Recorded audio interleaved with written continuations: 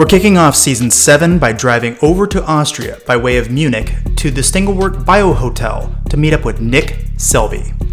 Nick is a cybersecurity expert, but more importantly for us, he's also one of the foremost experts in police shootings. We discuss a number of topics, including the use of body cameras, legislating from the police car, poverty as it relates to police encounters, and adding context to police shootings of unarmed people. With that, please enjoy this conversation with Nick Selby. Hello and welcome to the Arsenic Show. Today I have Nick Selby with me. How are you? Good. How are you? Yeah, good. We are at the Kitzbühel, we're in Kitzbühel. We're at the Stanglwirt Hotel in Austria. And weirdly, you just happen to be close by. So we've been trying to make this happen for, I think, about a year now. And we finally just kind of made it. Like I asked you want to be on the show? You're like, yes, but I'm traveling and I'm here and there. And so we finally made that all happen. So thank you for doing that. Thanks for having me. Isn't this a weird hotel, though? It's crazy. It's really good, though. Kind of suits me, I guess. Yeah. So let's talk a little bit about your police background. Like, what kind of made you get into it? Like, how'd your career progress? All that stuff. All right. I was in the information security business. I'd worked in physical security in the 90s, and then I was in the information security business. And around 2010, I started doing incident response. And one thing that kept on getting me a little bit crazy was reaching out to law enforcement and getting either crickets or weirdness, just, weird, all sorts of really weird reasons. I'm washing my hair. I'm sorry, I can't. That's not what we do. Or actually like arrogance. Like, well, you're not good enough really to get our. I'm like, well, this can't be that hard. And I started to think maybe they just didn't understand. And the more I dug into it, the more I heard that, yeah, actually there's a real shortage of people in law enforcement who have any kind of information security background, this stuff. And I learned later, cops really don't like not knowing. Like when cop is used to being the guy in control. He's the guy who shows up. He tells you, you stand over there, you go over here. And then they take control of the situation. So if they're not sure what to do, they don't know what to do. And it's really kind of painful. And I started looking around and I found an agency down in Texas that would say, okay, we'll send you to the police academy at age 45. We'll send you to the police academy, but you got to give me a commitment to work for us for a couple of years, right? And it was a volunteer thing, but we just want your expertise. And I said, sure. So I went to the police academy in 2010. And got out. I did field training around Christmas time, and I did what I promised. And then in 2014, I took a paying job as a detective in the city of Midlothian, Texas, which is sort of south of Dallas. Okay. And I worked on a bunch of things, including a lot of CSAM, a lot of child sexual abuse material. Yeah. And but I was also doing a lot of online intelligence because that's the world that we come from. And I had started working with the NYPD, the intelligence division then, and then finally the intelligence bureau when they made it bigger. And in 2016, they actually asked me to apply for a newly created position, which I got in 2018 and worked there for a couple of years. Great. So I think we're largely going to be talking about your book. So it's probably worth giving a little background on why did you feel like this book needed to be written in the first place? Like, you could have just ignored this problem or expected the various different districts. They would fix it. The government would come in. They would create maybe a piece of legislation or something and fix it. Like, what caused you to make this? We were at a moment in which we had an unprecedented, in my lifetime anyway, opportunity to actually talk about some things that mattered, would actually make a difference in the way communities are policed. There was a lot of attention. There was a lot of negative attention, right? A lot of people were very, very concerned because it seemed all of a sudden like police were shooting people, and there was this image that people had of this, sunglass wearing white cop who's like roaming the countryside shooting black people. And it didn't match my experience. And I had not looked at the data other than the same way a lot of us had looked at the data. Every now and then But I really wanted to understand what was happening, and I wanted to understand, is this something that is new? Is this something that is bad? Is this, are the police inherently racist? Are the police not doing a good job? Is the media not doing a good job? Is the media blowing something out of proportion? Are activists actually understanding what's happening? And the more I looked at it, the more I realized that a lot of people were making a lot of money on this, but a lot of people were not getting into the issues beneath the headline. And the headline was, somebody who is black was killed by officers who are white. Mm-hmm. There's more to there is more to policing. There is more to interpersonal relations than your race and your gender. And I wanted to figure out what it was. So you compiled at some point a database of all of the different events, police encounters that led to a shooting of an unarmed is really, I think, what you were really after. Yes. Unarmed civilian, because I think that's, if it's armed, you're like, well, of course, you're going to shoot somebody who's trying to shoot at you. That's totally obviously self-defense. Or somebody else. Yeah, or somebody else. Yes, obviously. Stop the crime from happening. But unarmed, I think, gets everyone's hackles up. And so so you created a database. Can you tell us about that? Sure. And the criteria was, I'm not interested in people who are shooting at cops. I'm not interested in people who have a weapon. I'm not interested in people who appear to have a weapon. There's the old debate about, but it's an airsoft gun. Okay. Tell you what, you're going to walk down the street and I'm going to reach into the small of my back. I'm going to whip my hand around and I might have a Glock 19 and I might have an airsoft gun that looks like a Glock 19. You decide quick enough for me not to be able to pull the trigger. That's insane. Mm-hmm. The law of the land in the United States, Graham versus Connor, it says that it's you have to base the decision about whether something was reasonable, about whether a reasonable person, a reasonable officer at that time, given the understanding that he had, the contextual understanding that he had of the situation, did he fear for his life? Was it a legitimate fear for his life? And if that's true, then that's justified. And that's true for citizens, it's true for police. So I'm not really interested in people. And not post hoc information. Yeah, you cannot. Actually, specifically, you cannot apply things that you later learned and say, well, he should have known. That's just not what the law says. So I wasn't interested in people who had weapons or looked like they had weapons. And by the way, a weapon is a knife, a weapon is a vehicle, a weapon is something that looks like a weapon. So what I am interested in really is if somebody is unarmed, genuinely unarmed, and they get into an encounter with police and they die, that is a good candidate to understand whether deadly force is being used inappropriately or without authorization, wrongly, immorally. That was what I wanted to dig into. So how do you find that? Well, we took a look back in 2015 when this is all going on. There still are very, very poor data collection. I was going to bring this up. I remember talking to you at one point a couple years back, and you said something like, when I got started, it was impossible to get this information because it's not that they didn't record it. It's that they recorded it in all kinds of weird ways. Like, the databases were not even close to one another. And so normalizing the data and getting actionable information out of it was next to impossible without a huge amount of manual work. Yes. And so let's all, as a society, we all owe a guy you've never heard of, Brian Berghardt. We all owe him a lot. Brian is a journalist, like an old school reporter out in the West. And one day he was perusing government statistics, as one does, and he happened to notice that the previous year in the state of Florida, there were no police uses of deadly force. He's like, that didn't happen. Now, most people also don't know that the FBI, which does maintain these lists, the FBI, this is a voluntary system. So most agencies don't actually provide data to this. And in Florida that year, there was none. Thank goodness there were none, because what Brian said was, you know what, I think that I can start to collect these. And so he set up... if it had been like some tiny little state, you might have shrugged and go, maybe it really was. Right, how many cops shot somebody in Rhode Island or in Delaware? Yeah. But it was Florida. So he started... Florida man is a thing. Florida man is a thing. He started collecting news reports, just basic OSINT, right? Open source investigation.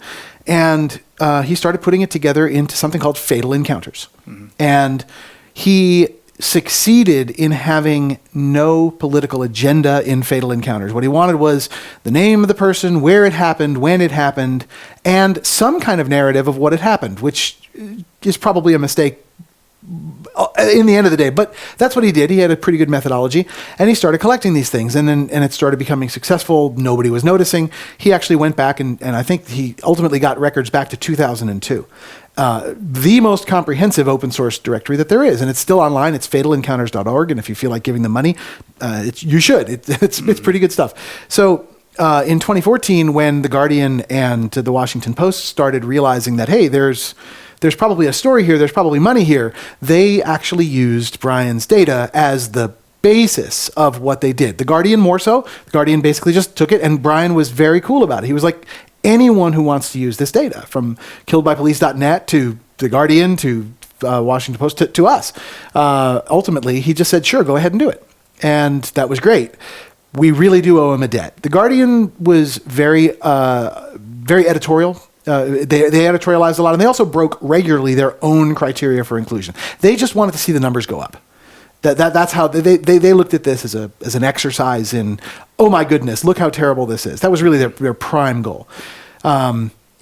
They would include, for example, personal fights of off-duty officers who, while they were drunk, they would include domestic disputes, a vehicle accident in which a civilian died. They're going to include that. People who died in jail or in prison, which is not police, that's corrections, right? Mm-hmm. So they would just include anything to get that number going. The Washington Post took a more scholarly approach, and they decided that they would focus on what they thought was really the problem, which was police shootings. So people who died after being shot by police. And they had a little bit more strict methodology for their criteria of inclusion. That was really good. In hindsight, I would have asked them to not just collect those who were shot. It turns out that with unarmed people, just a little more than half are actually shot. And there's a range of other ways that people die after an encounter with police that are really worth capturing. But the Washington Post became really the standard sort of open database of this, and it's still going today, and it's getting stronger. Mm-hmm. But what we did was we wanted to go a little bit beyond what was out there. I'll give you some examples of the context that we wanted, because I think all too often people just say, black guy killed by white officer. What else do you need to know? Mm-hmm. Well, all right. Just a few samples of what I would need to know. Right. I'd like to know how the police got there. Why was this something that a cop just stuck his big cop nose at you and looked at, decided to bother you on the street? Was this a self-dispatched incident? Or was this something where somebody in the community actually called 911 and said, help, I need help? There's a big difference between these things. Mm-hmm. Or were they in a current conflict with somebody? It might be another interesting one. Yeah. By the time the police arrived, so I'll get to that one because that's a really important one. Mm-hmm. When the 911 caller called in, did they give a description of the person that they were calling the police about? Did they give, now fortunately, 911 dispatch information, that's actually more standardized than anything in law enforcement across the entire United States. So people are always asking, the dispatchers are always asking the same question on 911, right? Are you safe right now? What is going, can you please describe the person? White male, black male, how old, how tall, what are they wearing, where are they standing, do they have a weapon?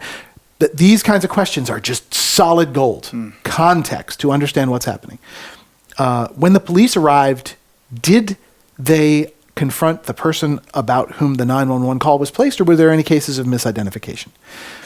When the police arrived, had that person already injured or killed somebody? Was that person in the middle of an altercation, a violent altercation? Did they attack the police? Did they fight the police? That seems like a big one. That's a big one. Was this person mentally ill, which is not as easy a question as you might hope? All right. Are they mentally ill? You know that they're mentally ill how? Like, did the neighbor set their throat off, or was there actually a diagnosis somewhere that this person has a mental illness, and what might that be? Was that person on medication? Had that person taken their medication that day, right? Are they treatment non-compliant? These are the kinds of questions that we wanted to ask. So we came up with about 72 of these questions, and that's how we started to populate the database. Using open source gathering, God, that FOIL must have requests. taken forever. Took about a year and a half. Jeez. FOIL requests, autopsy reports, coroner, any kind of report that we could get our hands on. We would ask for the police report. We would go in the local media for witness reports. Were the police officers of the various different districts, were they happy to give you this information, or were they resistant? Yes. I mean, it ran the gamut. I mean, both. Yeah, both. I mean, I had people who were, just, and this is really, I think, in my view, the difference between a good police agency and a terrible police agency is their willingness to engage in giving you information. Or it could also be an indication of an agency that's trying to fix itself, right? Las Vegas famously changed around that they'll release everything within 72 hours of a deadly force incident. That's fantastic. Boy, do they build up goodwill. When they come out on the first day and they say, hey, this is what we know so far. There's more information coming, but please give us some time to get our stuff together. Once that happens a few times, the community starts to trust that they're going to do it. It's a certain rhythm. It's a certain rhythm. And so I found that there were agencies that were really reluctant, and there were agencies that were really quite, I wouldn't say that anybody was happy, but they're certainly pleased to do their job.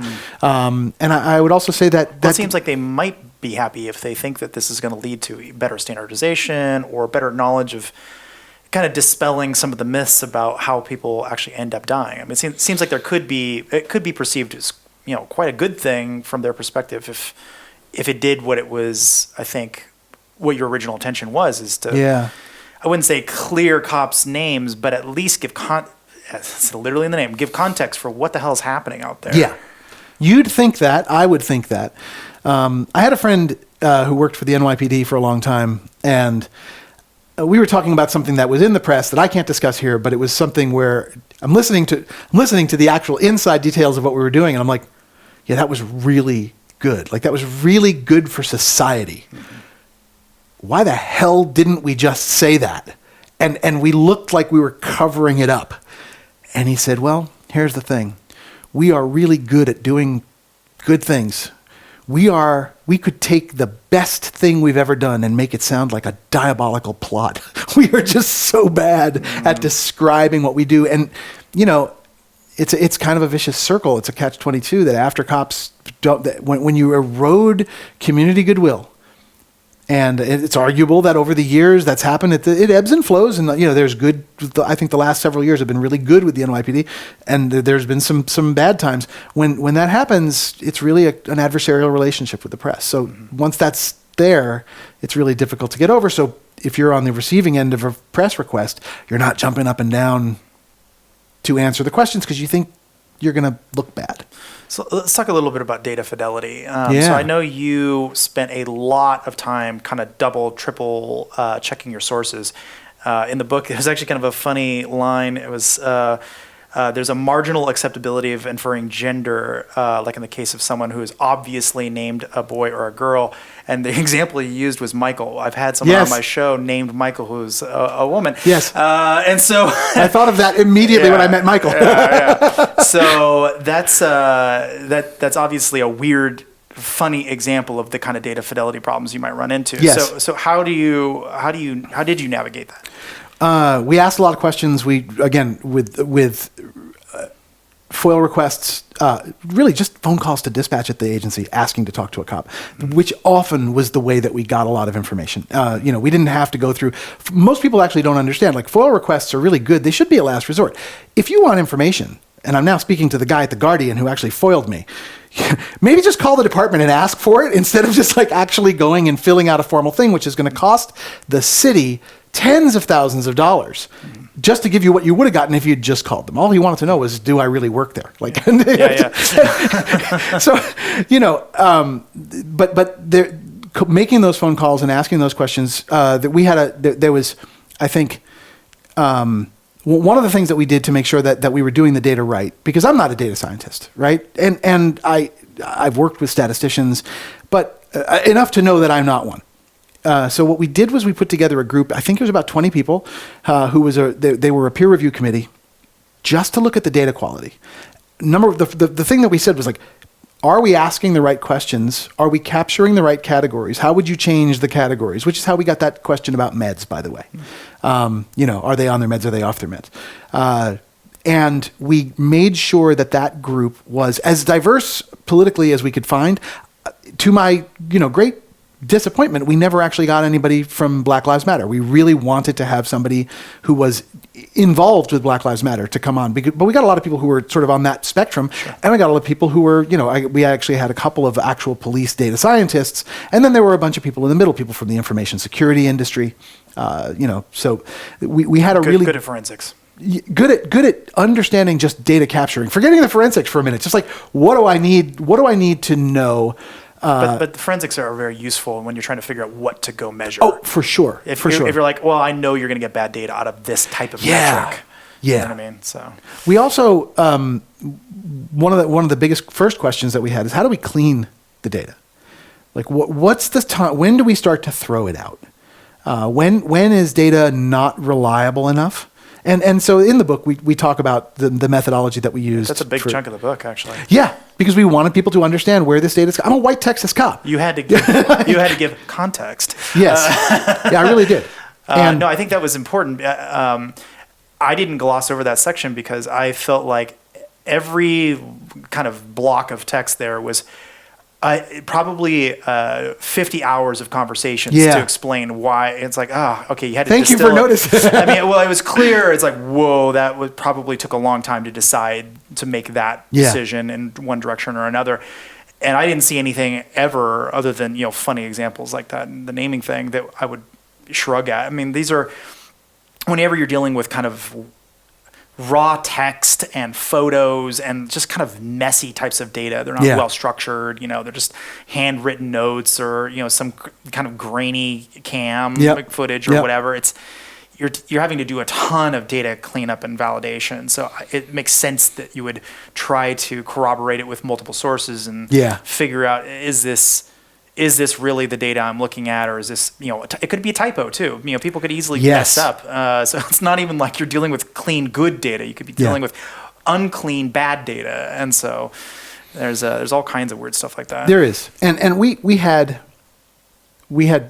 some real problems with finding, a lot of times we were relying on all these databases that are public are relying on media reports to bring in the initial candidates and take a look at them. Mm-hmm.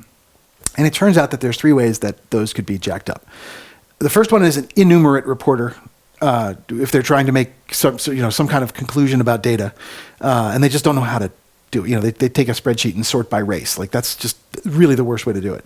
Mm-hmm. The second one is politically motivated or dogmatic reporting. Subjective reporting, like The Guardian, where they have an opinion. It's considered over there legitimate reporting. I'm less of a fan. Mm-hmm. That's editorials. It really is, and I see some of this. I still see some of this. But the third way is people who are both enumerate and dogmatic, and and then you get reporters like most of the investigative team at BuzzFeed, who are just so solid. Well, were so solid and so good. And those reporters fought the good fight and really understood the data that they were looking for. And it was well sourced and it was well analyzed. I hardly ever, and even cops who don't like talking to reporters will still talk to some of those reporters. Like I'm thinking of Kendall Taggart, who is she's a rock star. She's just fantastic because she really plays it straight. I think this is the first time I've ever heard anyone say something nice about BuzzFeed reporting. It's only about, no, I did. I said the BuzzFeed investigative reporting team, which of course they immediately disbanded. Yeah, right. But Kendall did amazing work on debtors prisons in Texas, like debtors jails. And it really found a story and really researched it well, right? So you want to really cultivate relationships with journalists who are actually doing the work and taking the time to do it right. Mm-hmm. Absolutely. So we were friends. I want to say that out loud for people who are going to start hearing me get a little bit more. Now he's going to start pointed, beating me up. That's pointed. Well, look, so there are a lot of people who listen to this podcast who are from all over the spectrum. Sure. And I feel like they would think I'm doing a disservice by not asking more pointed questions that they have. And so I'm just going to do it, but obviously we're still friends. I would like to maintain my friendship with you, but I these are important questions to ask. This is actually why we wrote the book. 100%. So one of the questions that I hear over and over amongst my peer group, and you and I actually had a thread about this a couple years back. I'm like, why isn't body cam 100% always on? Every cop always has it. Why are we allowing cops to mow people down and turn their cameras off at the same time? Like, why is that a thing that society or the law allows? And great question. Yeah. I will push back on mow people down. But this is what I hear. Hey, you got to ask it. I'm going to answer, right? I'm pushing it back on mow people down, Sure. and my statistics and this. So my statistics have been quoted, I think, in about 25 different other academic works. There's many more people who've done it since I did it.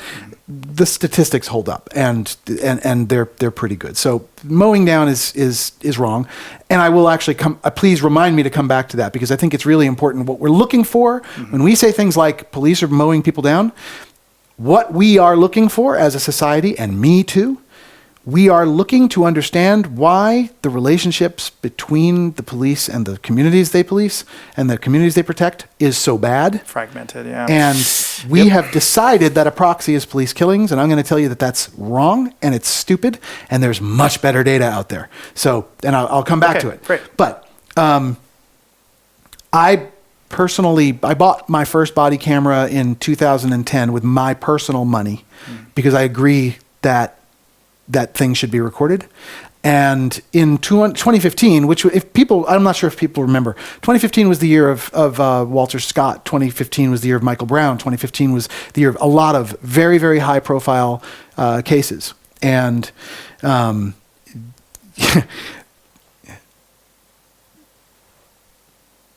25% of the cases that year were on video. And those were the only cases that were prosecuted. That was an observation of Walter Katz, who was the Citizen Oversight Commissioner in San Jose at that time. That tells you how important video is. Without it, you're not getting anywhere. You're not going to get a cop to be held accountable. Whether it was justified or not, you won't be able to have the conversation unless there's video. So video is really important. So you agree that the cops should wear them when they're doing an actual pulling someone over, for instance. Any encounter. Most encounters with the public should be recorded. It's really hard for me to sit here today after we've just seen what happened. Was it in Seattle, where the guy was talking about a woman who had been hit and killed by a police vehicle, and he was apparently, and it sure sounded like it to me, mocking her death and making comments like, "Oh yeah, just write him a check. Oh, she wasn't that old. She wasn't worth that much money." I mean, it was horrific. Wow. And this was accidentally recorded by his body camera that was running in the police car. Mm-hmm. All right. So it's hard for me to say, you're not going to catch anything, because I would never say something that dumb. Mm-hmm. But I am going to say that there are certain things that should not be recorded. And I think that reasonable people, when you come to it, when reasonable people discuss it and actually get the context again, most people don't understand policing. They understand policing as done on police shows. Mm-hmm. So it's really important to understand the operational differences between what actually happens in policing and what happens on Blue Bloods. Mm-hmm. If a family member of yours has been sexually assaulted and I come there as the investigator to have a conversation about the sexual assault, I don't think that you or your family member want that to be recorded. Unless it's a formal interview, right? But if I'm coming into your house, I'm showing your house. This person is talking about, many of these videos are subject to FOIL requests. I actually think that there are some exceptions there. If I walk into a house and there's small children, if I walk into a house and there are vulnerable people, if I'm conducting an interview with, for example, a witness to a crime, they might not want themselves talking to the police to be on a video that ultimately gets up on the television. There's a lot of reasons why people don't want to be. If I'm speaking with an undercover informant, if I'm speaking about a sensitive case or an open investigation, there's times that are legitimately you want to protect against. I also don't think that many people want to listen to me taking a crap. I just don't think that my bodily functions have anything to do with the public interest. So if I'm talking to my wife, that's a private phone call. That's something that, if I'm having an intimate personal conversation, I mean, we all have intimate personal conversations at work. To say that every minute of every day that a police officer is working is open and public record. I think it's not realistic, and I also think that it's not fair. We wouldn't do that to nurses. We wouldn't do it to doctors. We wouldn't do it to you. So, I just think that there's a lot of reasons why there are areas that should be limited. Mm-hmm. Technology has helped, but unfortunately you end up in monopolistic things. So the Axon, which used to be called Taser, clearly lead in the body camera business. There's several other good brands. Sure. But they, back in 2010, 2011, when I was first talking to them, they were discussing a trigger where when somebody drew a weapon or somebody drew a taser, mm-hmm. That the camera would turn on no matter what. And I'm going to give you an idea. You've done a lot of training, so you'll understand this. Let me tell you about my first time. I was in a car chase, and that was awesome. The guy was running. He had assaulted a citizen, and he had got into his car, and he ran and got into his car and drove away. And we're chasing him, and I mean we don't know anything about this guy. We don't know where he's going. And he gets out of the car. He gets out of his car. He ditches the car, and he's running towards a house. I don't know why he's running towards a house. I don't know if he had any guns in the car. In Texas, everybody can have a gun in the car. Mm-hmm. So we don't know anything, right? All we know is this guy assaulted somebody because we saw this happen, and then we were right there. He stops the car. He bails out of the car. He's running towards the house. We get out of the car. I am now worried about myself, my partner.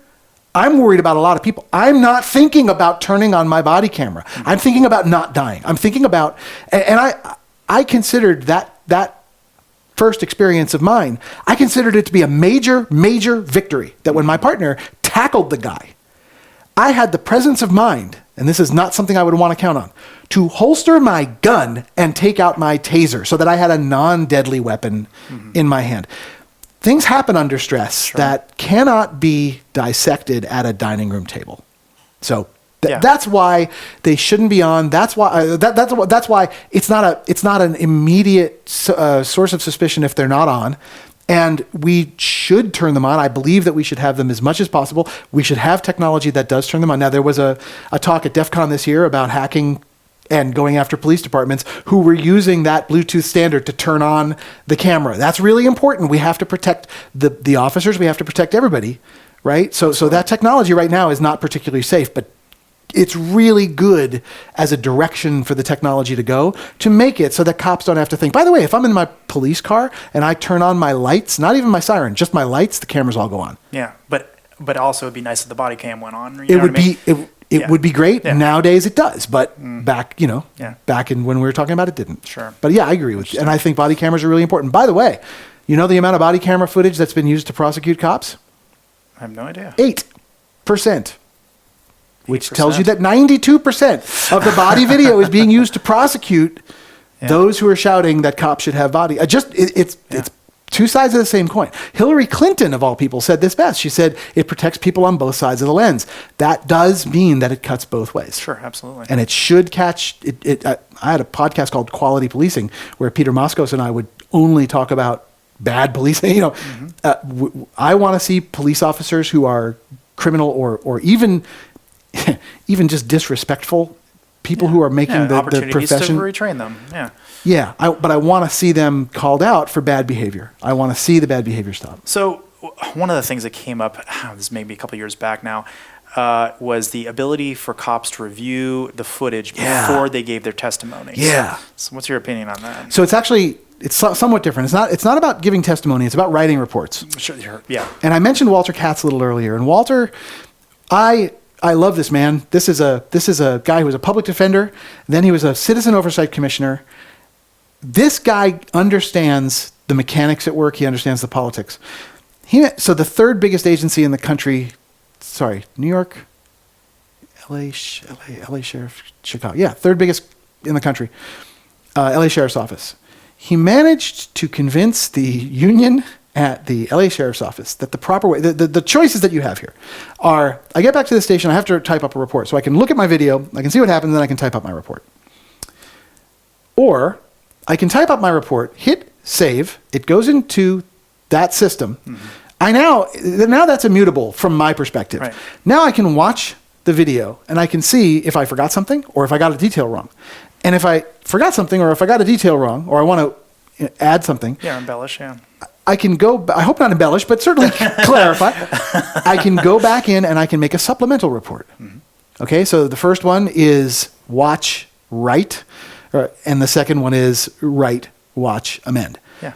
And Walter convinced the union that it was better for the police to do write, watch, amend. Yeah. I agree with that 100%. It took a long time because it's counterintuitive. Yeah. It makes it so that you use your best recollection as an officer. You are trained to recall, you are trained to observe, and you are trained to write and record your observations.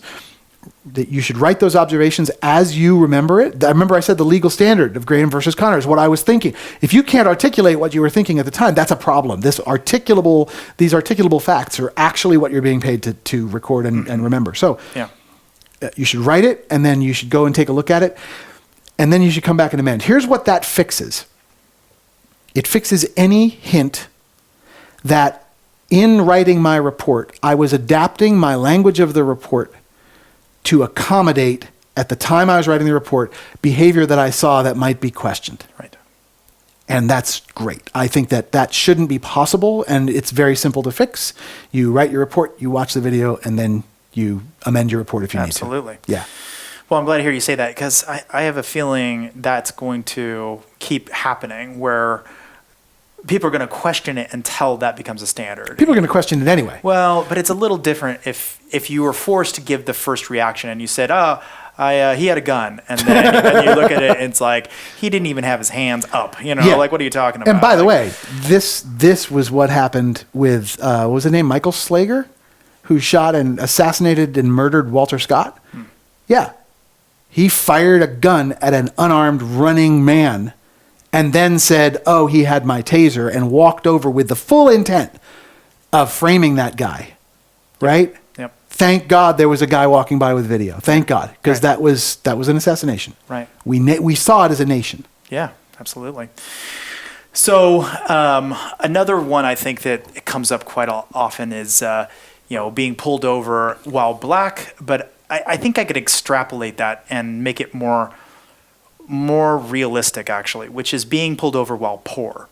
Because what really happens, like, I noticed this, I was driving along one day and I had like a fast pass or something, and I'm driving through traffic and just, it's absolute standstill. Everyone's over there in a parking lot and I'm just cruising by everybody back in Austin. And I just had this kind of weird sense that, like, I'm not going to get into an accident because there's nobody in front of me, there's nobody behind me, I'm just cruising. But if I'm over there, the chances of me being in an accident go up dramatically. Just little fender benders, but still. Yeah. And it's going to knock out a taillight maybe or something, or mess it up, and maybe my license plate falls off or something, and now I've got to fix my car. But maybe I don't have enough money to fix my car. And so maybe I just kind of let it slide, like, my paycheck's coming up next month. I'll just, whatever. And meanwhile, I get pulled over because, I have a broken taillight or my license plate's missing or whatever.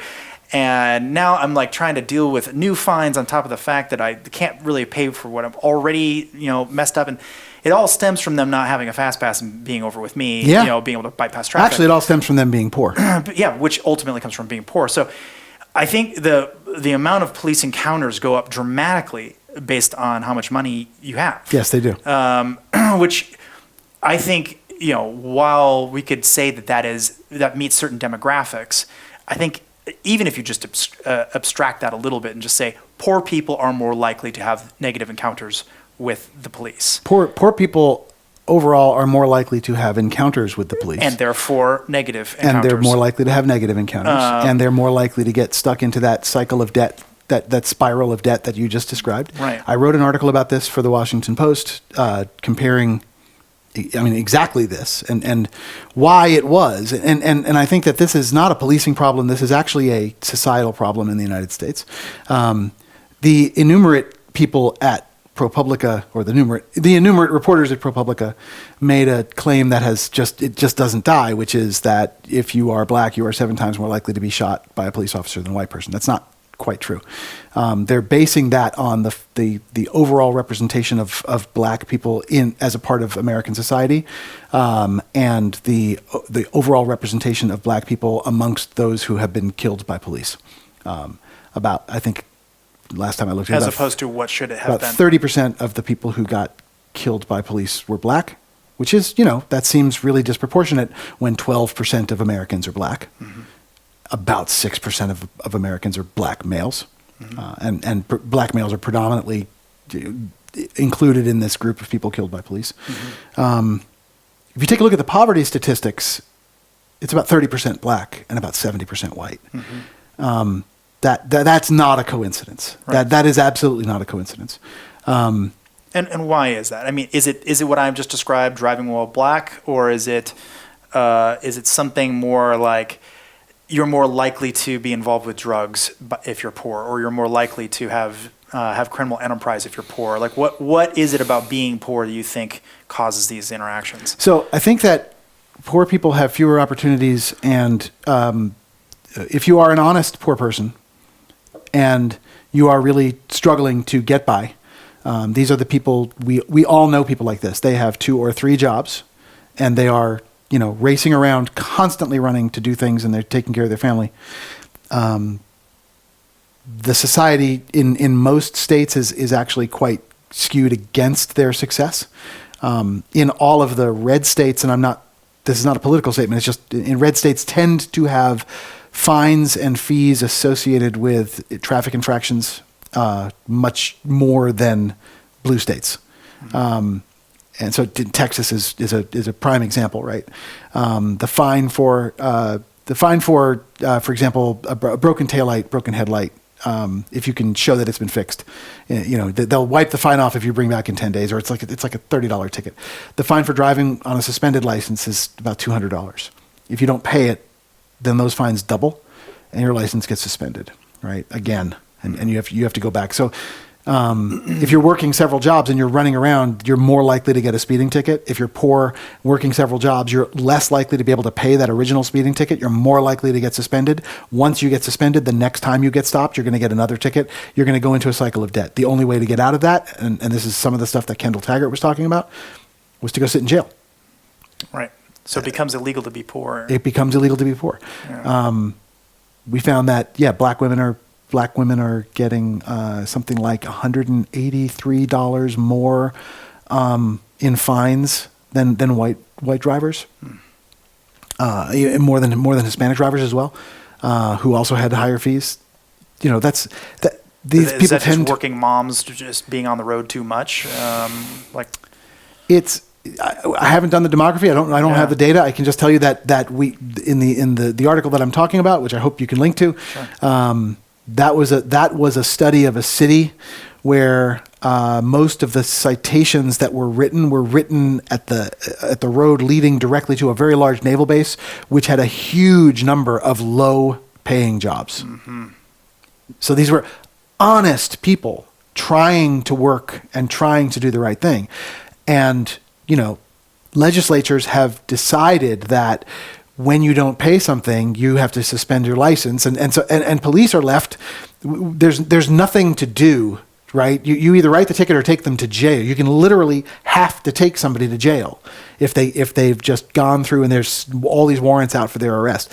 That's not a police problem. That's actually a societal problem. How do they get poor? Why are they poor? Well, okay. So I certainly agree with that last part, but I think that there's this whole concept that I think a lot of people really hate, which is legislating from the bench. You don't want a judge to create law by virtue of always deciding that this crime is illegal or this crime is no. But you'd like legal. A feedback loop. You'd like the legislators who are going to get tough on these people to actually listen to the judges who are.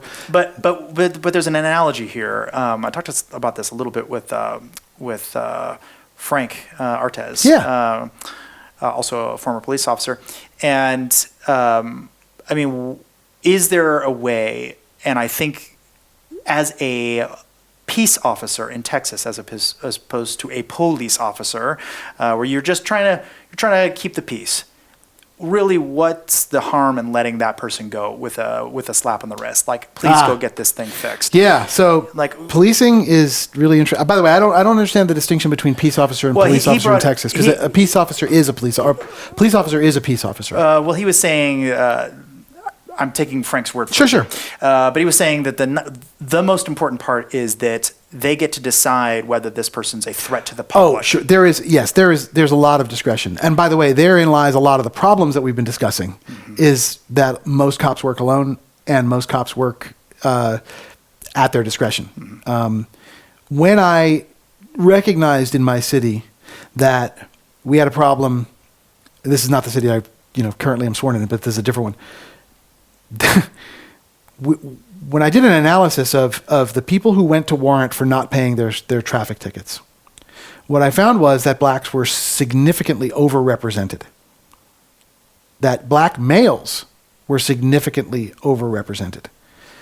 And I realized that what we were doing was contributing to a real spiral, right? If we are writing tickets, then those tickets, and we're pretty sure that those tickets aren't going to get paid, then that's just going to make more warrants for this person. By the time you owe $900 in warrants, you're not paying any warrants, right? I've seen people with $10,000, $15,000 worth of warrants. By the way, the way Texas courts typically handle this is they give you $100 against the money you owe for every day you spend in jail.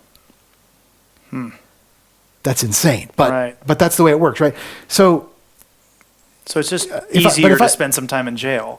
I've had people show up at the jail with toothbrush, flip-flops, and magazines, and they're like, okay, I'm ready to sit out my time. I got a job starting in 2 weeks. I want to get this behind me. How does that help anybody? It doesn't help them sitting in jail. That certainly doesn't help the community, which is paying, last time I looked, about $130 a day to keep them in jail, to give them credit of $100 a day. They didn't pay the original ticket, so that's $1,000. Where everybody loses here. This whole fine-based system. And also, now they have a criminal record. So that'll haunt them on future jobs going forward. Yeah. So but if I were to tell you that I have decided not to give tickets to young black men, how would you feel? Is that a reasonable policy? Obviously not. But I would say. But wait, where do you go from here? But I would say that if you can tell that someone's just a working mom just trying to get to work, she's not harming anybody. Do we really need to give her an actual ticket, or just say, look, if I see you on the road with this car again, I'll give you a ticket. So go get. I have no opinion. No opinion. No opinion on that one. I think that I have personal opinions, but here's what I do think. Okay. It's generally accepted, and there's not enough evidence for me to go much farther than just say it's generally accepted that traffic stops, generally speaking, are a good way to show a police presence and reduce crime in certain communities. It just is. Drunk driving enforcement in the city where I'm currently sworn as a reserve detective, that really is something that has reduced deaths in our city measurably over the past 15 years, and we can point to it. Stopping people and talking to them is actually important. It's terrible to be the person being stopped and talked to, but you know what? The more you do that, the more your city gets. There is a lot of work, and Frank Zimmering's book on the Great Crime Drops talks a little bit about community policing and what it means to be actually making contact and its crime reducing effect. That doesn't require that you write a citation. I don't care if they write the citation or if they simply write a warning. What I do care is that they write something, because if I stop you and I don't give you a citation, I want a written record of that stop. I've already called into dispatch, so there's a computer-aided dispatch thing, but I want a written record that says what the disposition of that case was, and here's why.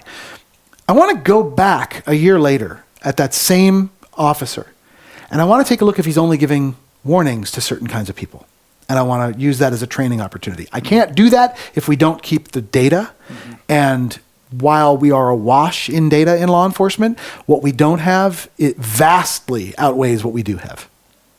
Interesting. So I think we should probably also talk about the actual stops themselves. Sure. And I know you've written some about this as well, but I suspect a lot of people feel like it's a bit of a massive power play. I mean, not just because this person's armed, they can also completely disrupt your entire future. Those moments are so stressful and dangerous on both sides. I'm not claiming there's this one-sided situation here, but I think also a lot of people are like, well, why do I have to be nice? Why is that? I don't think you have to be nice. Because it dramatically changes the interaction if you're not nice, right? So it's like I have to go out of my way to be nice to somebody who's impeding me for maybe something I didn't even do. I'm just trying to get to work here, you know, and now I'm going to be delayed and maybe have my life taken from me if things go terribly wrong. Sure. So like, how do you talk to the general public and say, here's why you should interact with the police, and then here's what way? So being polite is not necessarily being nice. Sure. And that's what I mean by you don't necessarily have to be nice. I don't think that you should be asking about the officer's kids or whether he's having a tough shift. It's just wrong, right? And I also don't think that the officers should be in any way unprofessional or discourteous. I'm now, of course, thinking of Michael, what is his name? Insignia, the guy who stopped and arrested Sandra Brown. Gotcha. That was Zimmerman. No, it was Insignia. Okay. But Brian Insignia, I believe it was. But I do think that there are certain things that are going on. The first thing I recommend is, regardless of whether it's okay to get stopped, I'd like to come out of a stop being alive. Yeah, that'd be nice. I really think that that's important. And I think that while, as I say, between 40 and 60 million face-to-face encounters between police every year, right? The numbers, the chance that something is going to happen is actually very low, like a deadly encounter, which hover every year at around 1,500. Yeah, we were talking about this a little off camera before we started. Why is that an important number? I think it's important to remember, for a number of different reasons, that 40 to 60 million times a year are 40 to 60 million interpersonal contacts between two people who are both having a day. It could be a good day, could be a bad day. They could both be having a good day, they could both be having a bad day. One of them could have it, right? But you can talk about implicit bias training all you want. The fact of the matter is, there's no panacea here. You're dealing with human beings talking to human beings. And some human beings are jerks, and some human beings are nice. Some people are kind, some people are mean. Some people are on drugs. Some people are on drugs. Or crazy. 52% of the unarmed people who died in 2011 were either intoxicated on alcohol or narcotics, or having a mental health breakdown, or physically handicapped, or a combination of those things. That's more than half, right? So this is a very important part, right? When you have these 40 to 60 million encounters, you can't find a blanket thing that's going to fix them all. And some training will work for some people, but it's not going to work for everybody. So training's not the answer. Training is important, but it doesn't fix all of the ills. So the second thing is, for the past 20 years, every single year, there has been about 1,500 people who die after a police encounter. This is not 1,500 black people. This is 1,500 people. And of those, about 1,200 are shot. And the rest are, there's some other thing that happens. Like grappling or something. Or they just had a heart attack because the reason that the police called was because they took meth or flakka and they were running down the street naked, breaking car windows, and they were bleeding out by the time the police got there. Or the police got there and they had a known heart condition, and yet they still fought the officer and kept on fighting and fighting and fighting until the handcuffs were on, and then they had a heart attack, right? There's a lot of ways that people die after police encounters. It's not just police killing them. Sure. Or police murdering them, right? So of those 1,200, of those 1,500 who die, the Washington Post said 90% had engaged right before in an overt act of violence. They had a gun, they had a knife, they were brandishing, they were doing something, they were hurting somebody, right? 9 in 10, there was some reason that the police were engaging with them. Mm-hmm. That still leaves 10%. That's not a small number. Right. That's about 150, right? But these numbers are static, which tells me a couple of things. It tells me that even despite all of the intense media scrutiny, that number hasn't changed. even before there was media scrutiny, when people weren't noticing, that number didn't go up. That sounds like the base number that of people in our society. Who was the guy in Pennsylvania last week who was on the run for 13 days? Yeah, right. Cavill, whatever. Guy was a stone killer. He had killed 2 different people that we know about, right? He escaped. He was living on his wits. He was running around. He was going into people's houses, stole a rifle, said to the police that he was going to carjack a car to try to... This guy needs to be in prison. There are many people who need to be in prison. And you can talk all you want about defunding and, maybe he shouldn't... There are people you want in prison. Not everybody is a nice person. Mm-hmm. So you can't... There are cops who are complete jerks, like I talked about Michael Slager, the guy who assassinated Walter Scott. That guy had no business being a cop. You've got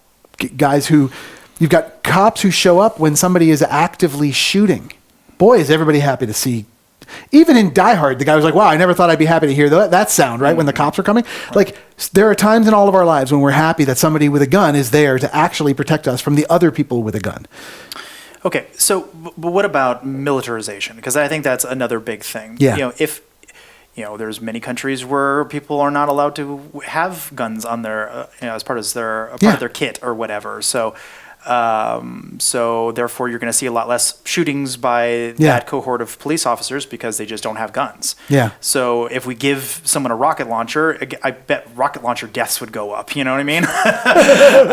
So like with the tools they're given. Interestingly, suppressor deaths haven't gone. Like deaths from firearms with suppressors that have suppressors on them haven't gone up. Yeah, they have not. Right. But my point, I think, is somewhat valid. If we see that the police are now armed with more and more interesting ways to kill people, those interesting ways of killing people are going to be used. Similarly, if we remove them, then taser deaths will probably go up, or grappling deaths will go up, or whatever, right? You'll see some change in the demographic of how someone dies. So first of all, what do you think about police militarization? But then the follow-on is, what do you think about there being an effort to make people stop using like chokehold restraints? Wow. Okay. So there's a lot there. I know. Yeah, I'm sorry. No. It's good. It's kind of one congruent thought, but it's... And Radley Balco and I, who used to talk, and now we don't, because we've had an argument about this very thing, is sort of on the... And his book is excellent. His book on police militarization is really excellent. I recommend that people read it. It's good. He represents people who believe that what we're talking about is basically sale to local law enforcement agencies of surplus military gear like Bearcats. Sure. To my knowledge, there has not been an attendant rise in other weaponry. Well, certainly after the movie Heat came out, we definitely saw police vehicles with rifles as opposed to shotguns. Sure, and mine had both. There's a time for that. So the rifles that I carry was an AR, but it was an AR-15. It was not militarized. So it did not have select fire. It was not able to fire any kind of burst or anything like that. It was a semi-automatic rifle. Something you might get at a normal gun shop. Something. Well, yes, I splurged and I got a Noveski, but yes, okay. Yes, one might just go down to their local gun store and buy the AR, right? And this was, you need special training and authorization in order to carry that. You have to pass testing in order to be able to carry that and show proficiency with it, and regularly show proficiency. Mm-hmm. So that there is some training involved. I have seen a very, very limited number of actual select fire, like automatic weapons in law enforcement. These tend to be in SWAT teams or some sort of a special team. This is absolutely not something that is a normal thing. I think honestly it's been like 5 in 13 years. I've seen 5. And so the rifles and shotguns, they're pretty much the same. What I have seen is larger magazines. So my current duty gun has, I think, a 20-round magazine.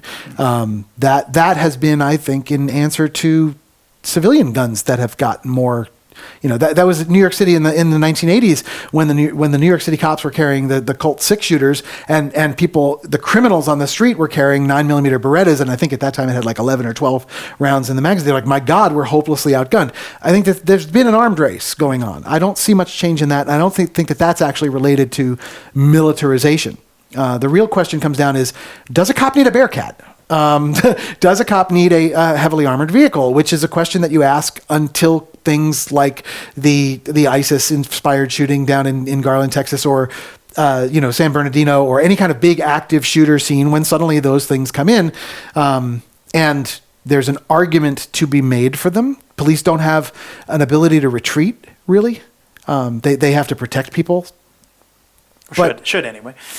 Well, they're supposed to, but I do find it really like a terrible, terrible, terrible look in Ferguson when we saw St. Louis County Police on top of Bearcats.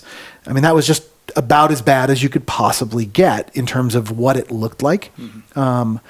I don't really have much more of an opinion on that, other than I think when properly trained and properly overseen, tools are tools. Mm-hmm. But I understand that it's a strong debate, and I understand people have strong feelings about it. Okay, what about the chokeholds? So, all right, murder's against the law, and the last I checked, people still do it. There's a lot of things that are illegal, and making something illegal doesn't make it go away. Mm-hmm. Making it against policy doesn't really make it go away. I believe, and you mentioned a little bit earlier before, legislating from the bench, legislating from the comfort and luxury of your city council seat while the CNN cameras are on. It might make you feel better, but it's really dangerous. Most adult males in the United States have not had a fight since high school.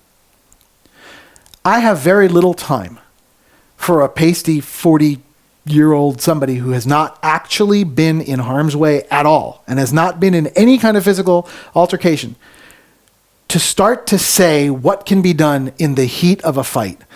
Not to say, you should take every effort not to cut off somebody's oxygen. Mm-hmm. You must legally make sure that when somebody is handcuffed, that they can breathe, that you are making sure that they can breathe. Like, these are really basic responsibilities of just human beings. Mm-hmm.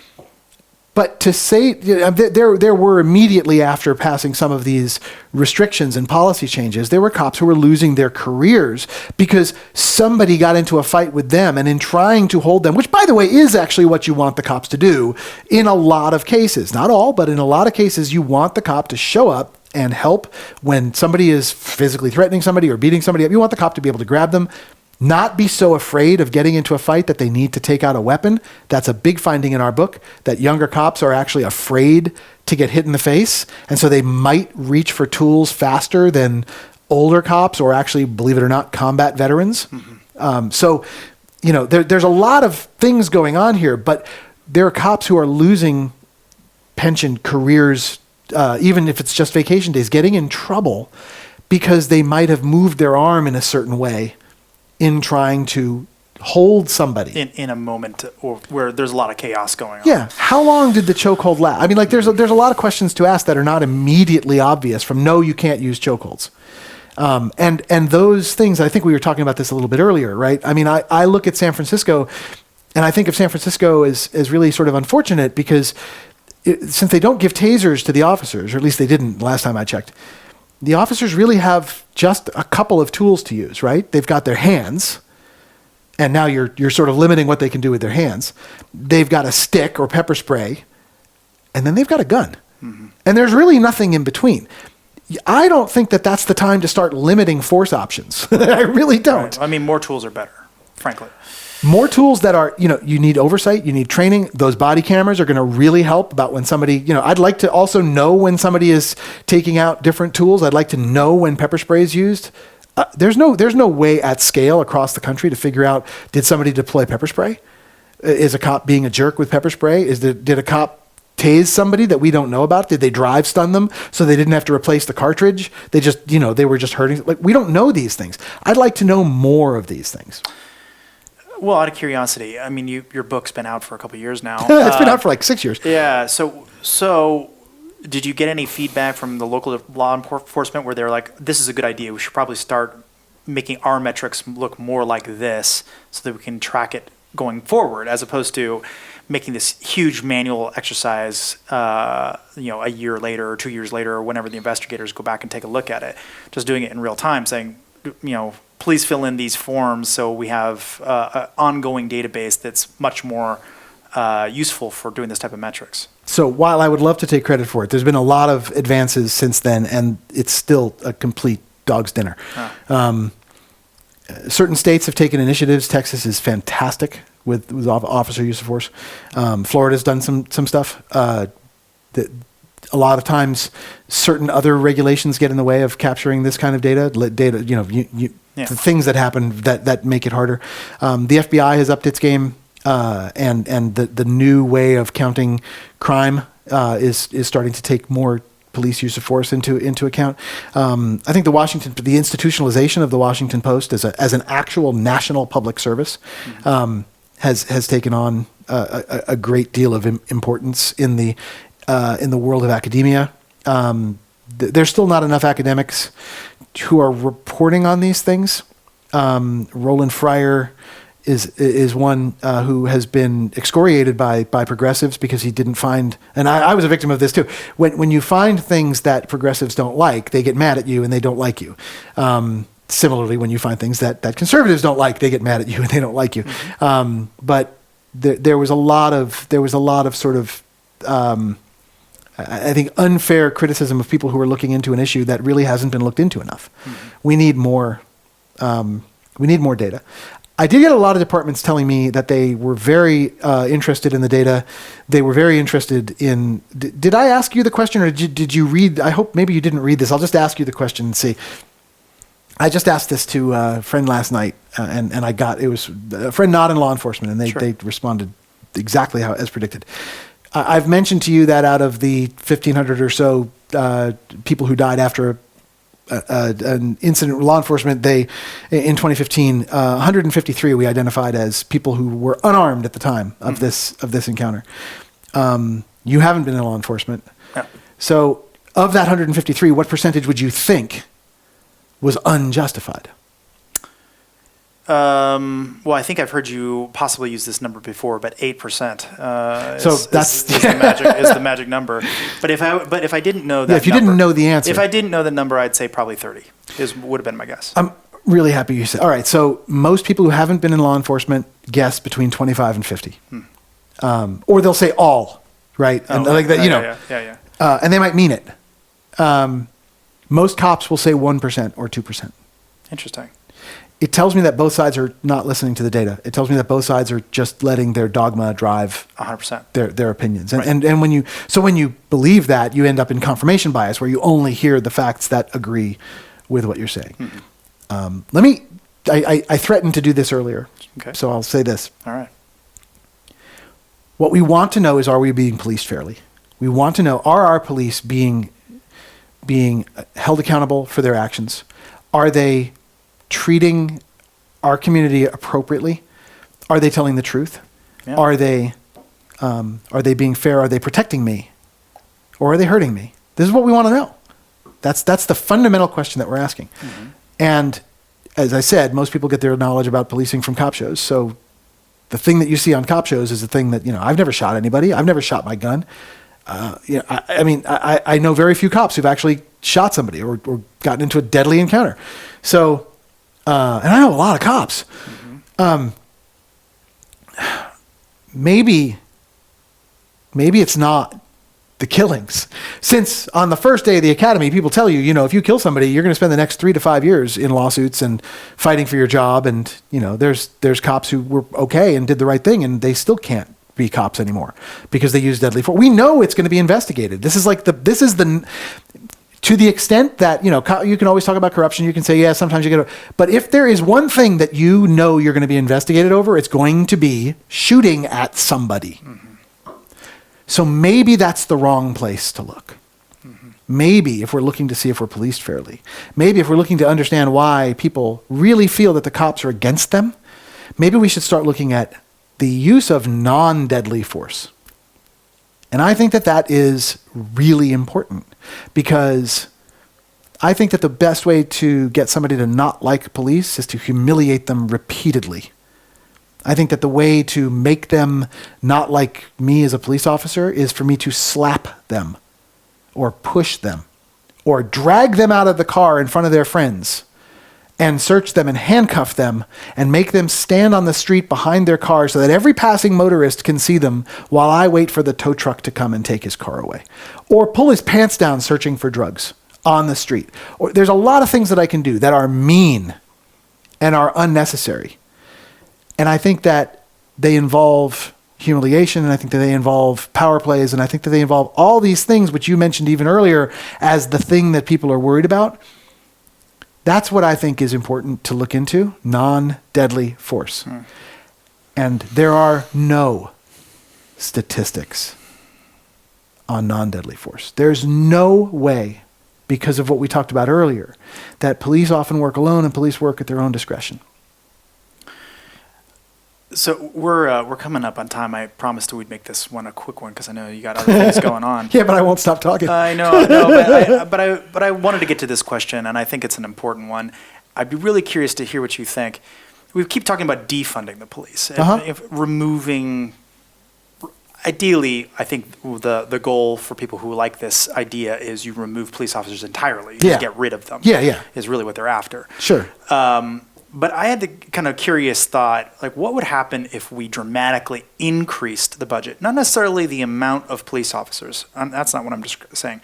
But any individual police officer doubling their pay rate or tripling it. So it becomes a really good job that people will desperately try to keep, just like you would in an executive position at some big company or something. So you no longer are getting kind of people who just kind of, I wouldn't say fall into it, but they have 20 things they could go do and police sounds good or whatever. This is like, I want to get into this because this is a real career and I will make a ton of money and my family will live well and all that stuff. If you changed it into much more of like something that everyone can, beyond the act itself of pride, this is an insanely good job. I make really good money and I'm doing something good for the community.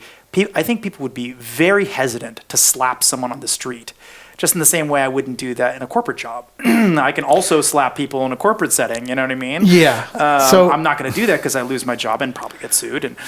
And yet we see this all the time. And yet whenever there's a blow up on an airplane, it's some overpaid executive doing something horrible. And of course later they'll say that they were on drugs and that's they're the under cocaine treatment. talk. but so I love the idea, and I'm going to say, I think it'd be worth a try. So I don't think it's necessary. I know cops who have taken a pay cut from Walmart to be a cop. I know cops who took pay cuts from bartending jobs to be a cop. Policing is a calling. Policing is something, and this is really difficult to believe, especially when people have terrible relations. People who become cops do not do it for the money. Most people who become cops, if you ask them why they're doing it, they say because they want to help people. Most cops will go out of their way to try to help people until conditions change, and there's a whole bunch of reasons why this changes over time. It's really, really hard to explain the amount of personal pride that goes into wanting to be a police officer and believing that is the right calling. It's similar in fact to nursing. It's similar in fact to a lot of firefighting or one of those. Absolutely, firefighting. I mean, running into a burning building, and I did a talk to firefighters once, and I was talking about saying safe online, and I was like, nobody hates you. You run into burning building, no, half of this doesn't even apply to them, right? But it is the same idea. That these kinds of service professions. So I don't actually think that the money would change things. Most cops make a pretty good living. Most cops. I kind of figured you'd say this, okay. Which is interesting because that means that there's sort of like this elastic band, where you can let it out as big as you want, but you can only pull it so tight. Yeah. Like there's this point and. When people were talking about defunding the police and when Chaz was happening and, all this stuff, I could sense from the police officers I hang out with, it was no longer a calling that they enjoyed. It was Yeah. it was a very, very tough time on them, and I'm kind of curious how you feel about that. I understand it, and I got out just at exactly the right time. I'm still technically sworn. I volunteer. I'm a reserve officer, right? I'm still sworn. I go down for training, and I work on investigations.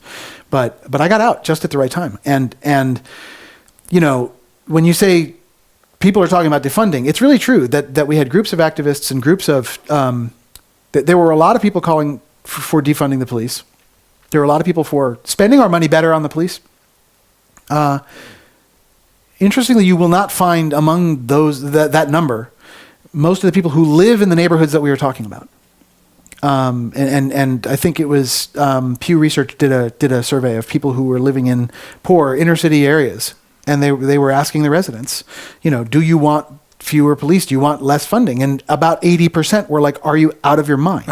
This was a phenomenon, I think primarily stoked by well-intentioned people who believed that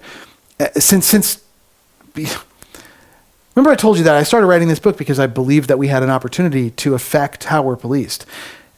I think we blew that opportunity as a society. I think that we allowed our dogma, it devolved into something that to me resembles nothing as much as the Second Amendment debate in America, which is not a debate. It's two people on either sides of the issues shouting over the chasm and not listening to one another.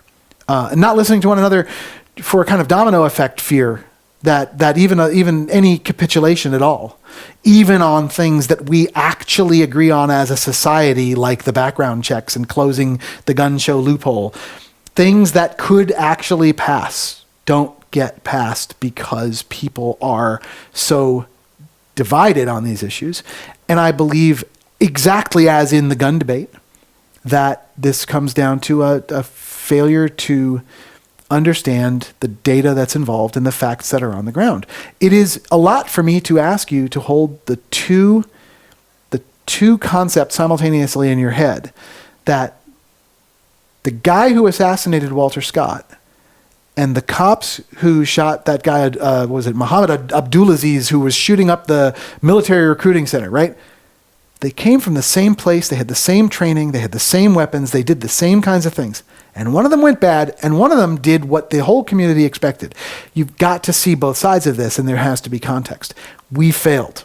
We failed at this as a society. So now we're looking to say, oh, well, if that didn't work, that being talking about it a lot, saying the same thing over and over, if that didn't work, well, then we should just get rid of them. I think that's really not, I think it's beneath us. I think it's not worthy of a society that should be able to debate these things. Mm-hmm. We should be able to let facts drive the bus. Okay, are we still friends? Yeah. Good. Excellent. Why don't you tell us where to get the book, how to get in contact with you, all sure, that stuff. The book, thank you very much. Yeah. The book is on Amazon, and it's called In Context, and I'd love it if people bought it. It's used in some college classes, and I'm really, really proud of that. Mm-hmm. It is now 6 years old. I can say that most of the statistics and most of the dynamics have not changed. The laws haven't changed, so it's still out there. It has had a longer. We expected it would have a life of about 3 years, mm-hmm. But I find it still relevant. I found it extremely relevant today. Thank you. I'm so happy. Yeah. I am on Mastodon. I am at fuzztech at infosec.exchange. Great. Well, Nick, thank you for coming down. Thanks for having me. It was a beautiful place to do it. I'm glad I could have you, man. Thanks for coming. Thanks. Yeah.